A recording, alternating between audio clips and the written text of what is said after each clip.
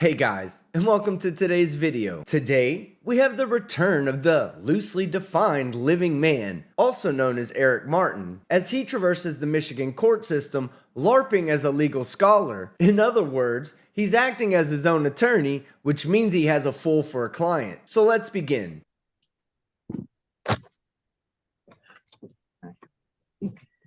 All right, the court will call the case of the state of Michigan versus Eric Martin, case number 23S00425. Rachel McDuffie for the people.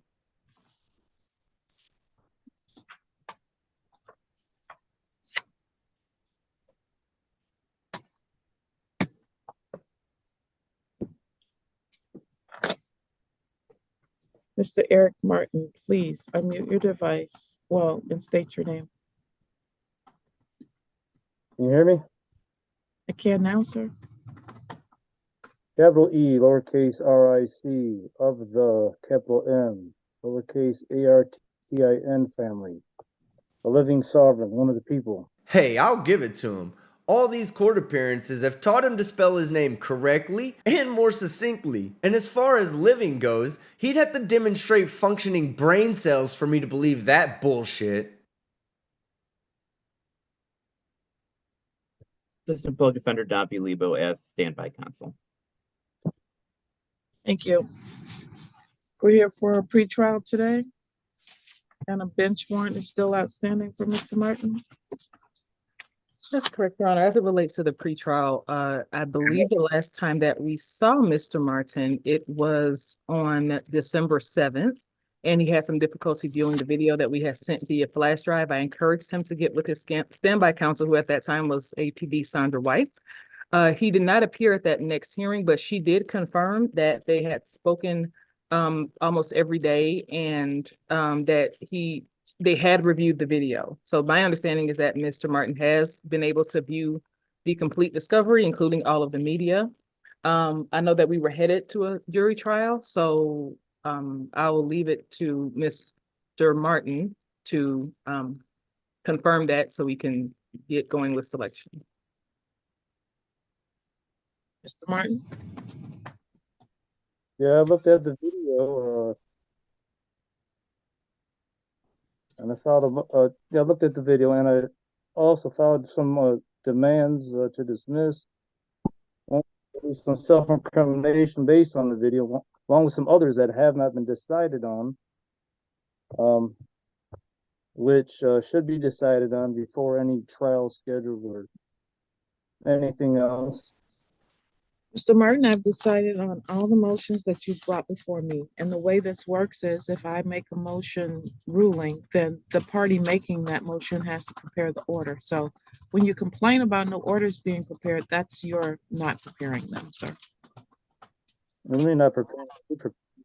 I think my words were very clear.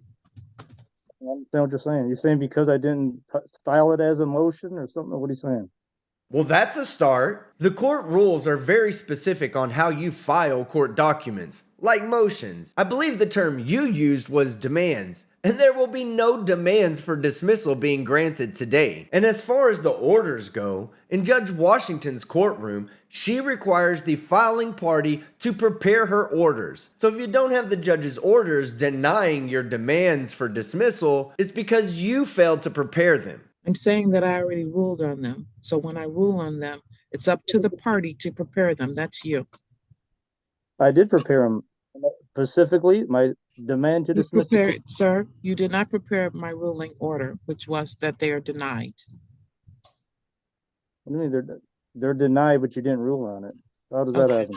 Do you have anything else? Yes, Ms. McDuffie. I'm sorry, Your Honor. I did just want to clarify one point because Mr. Martin, I think, mentioned that he wanted to move to dismiss based on incriminating statements after he had reviewed the video.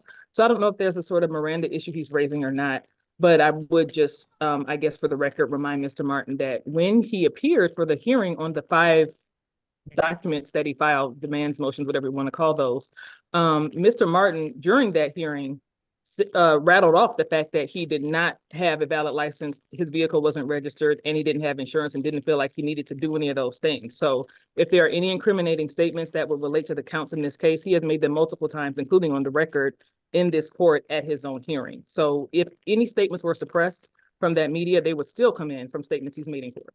In other words, you had a Fifth Amendment right to shut up, but you lacked the ability to do so. So while the prosecution will be providing video evidence, they don't actually need it because they could procure a conviction based solely on the statements that you made on the record. Well, I object to the third one is self-incriminating. As I pointed out and stated in my demand to dismiss, as the U.S. Supreme Court said, license ain't necessary. We're not using the streets for profit, which the cops have no evidence. Mr. Martin, you're gonna need to speak up if you want to have a transcript of this because it's not.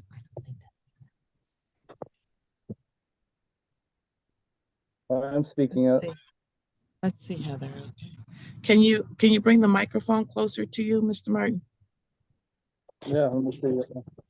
I'm sorry. Kind of a little closer now. How's that? Is that any better? How's that? How's that? Yeah, please keep talking in the same volume that you're using right now so we can hear it. Well, I object to what she just said about I made some self-incriminating statements. That's not true because as I pointed out in my demands to dismiss, the law is in my favor, the higher supreme law, such as the statute, which is supreme law of the land under Article 6 of the U.S. Constitution. Federal statutes override state statutes, along with the Packer versus Banton case I cited and sent a quote from the law book on that clearly said from the U.S. Supreme Court that the people have a right to use the roads, not a privileged right. And as long as you're not using the streets for profit, which I wasn't doing, and there was no evidence, and the cops have no evidence of that. So I was exercising my right to travel, didn't need a license, insurance, registration, none of that. And you just did it again. Stop telling on yourself. It's not helping your case. So nothing self-incriminating about what I say. There's no legit case here. And which is why I beat a case on the same exact issue in Southgate. Same exact issue. Prosecutor moved to dismiss it because they know they had no winning case. The higher law is in my favor. The state law is unconstitutional. That's assuming everyone's driving a motor vehicle when they're not. And I'm working to change that state law, and I'm going to. I already got a federal lawsuit filed on it in the Detroit courthouse on Lafayette Boulevard. Right now, I got to fight one about filing fees. But when I overcome that, they'll be deciding on the merits, and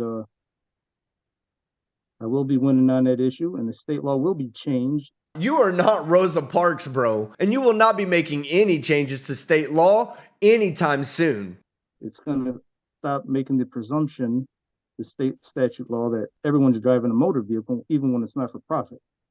That's the problem with the state law. It's unconstitutional. Cops are blindly following that, acting as if that, and then the so-called courts are acting on that presumption. No, everyone's driving a motor vehicle. They need a license, insurance. So no, they don't. They're not doing it for profit. They're exercising the right to travel. So, Your Honor, since Mr. I'm sorry, Mr. Martin. Since Mr. Martin has again made those same statements that I referred to earlier, and this prosecutor will not be dismissing anything in this case, we will be proceeding to trial if he doesn't want to plead to it. Let me ask the court if I could. Are we ready to set this? I understand he has a desire to file an endless amount of lawsuits and grievances and motions, but the court has indicated we are past that point. Are we ready to set this case for jury selection or no? Yes, we are. Thank you. All right, any motion that was just made, whatever he's entitling that, is denied. So you deny something, you don't even know what it is. But anyways, you still have, there's still demands to dismiss that haven't been ruled on as a matter of law, which what a lot of them are, such as the state as a party. I filed a demand to dismiss because the state is the party here. Plaintiff. The state in this court, so-called court, has no jurisdiction, as I indicated in in my demand under the U.S. Constitution. Only the Sir, U.S. sir, I'm not hearing those motions again. On October 26th, I made a ruling on all of those motions and you have not prepared the order to that effect. We're done with those motions. Receiving order. Is that the So- May jury selection, Your Honor, or? No, it's not. We're gonna do a July 25th July 25th final settlement conference. Okay. August 9th. Jury Right. selection. July 25th, 2024. Hold on, let me write this down here. And I'm also going to make a demand right now for compensation also for this making me proceed against my will under threat and duress to these so-called court proceedings in violation of my 13th Amendment right against slavery. Well, I hate to tell you this, but slavery in America was only partially abolished. If you go back and reread the 13th Amendment, it actually says that slavery is abolished in the United States and all territories under its jurisdiction, except for someone that's been convicted of a crime. So once you've been convicted, the 13th Amendment protections no longer exist. And you can absolutely be held against your will without it being a constitutional violation. All these court proceedings are against my right against slavery. So I'm entitled to compensation for all the court proceedings that I had to make in this case. Otherwise, I would have possibly been arrested. So it was only under threat and duress. It wasn't by consent willingly. Mr. Martin knows that the jury selection is in person, correct?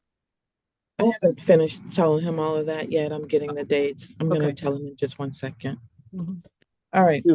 The final settlement conference in this case is going to be on July 25th, 2024 at 11 a.m. And that is on Zoom.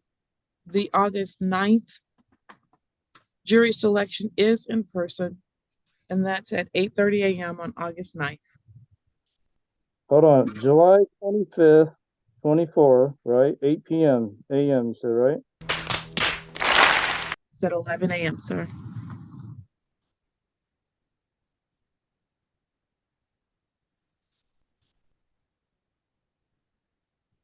You know, I want to be understood. I'm not willingly giving up my right to be one of the sovereign people and by this jury, but you know. Jury selection is August 9th, 2024 at 8:30 a.m. You said 24th? It's at 8:30 a.m. I meant to say 8:30 a.m. You said the 24th now, or you say the 25th?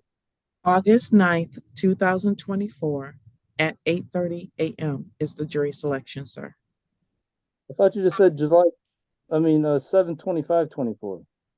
That is the final settlement conference. That is on Zoom. Hold on, I got one thing at a time. Okay, now let's do the what's the other date now? August. What else? August 9th Okay. at What time? 8:30. 8:30, and what's that considered? What's that called there? Jury selection, sir.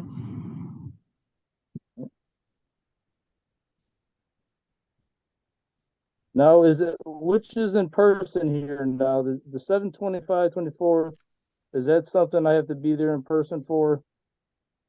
I'm being For the fourth threatened to come time, up there. Mr. Martin, please listen. The first event, which is in July, is on Zoom. The last event is in person. We got it. So you're saying a whole bunch of words, you know. All right, we're Yeah, done today. Have a good day, Mr. Martin. Bye-bye. I love when judges just shut these jackasses down. I mean, I get it. Eric Martin seems like the type of person that most people just walk away from in the middle of conversation. So he's just looking for somebody to talk to.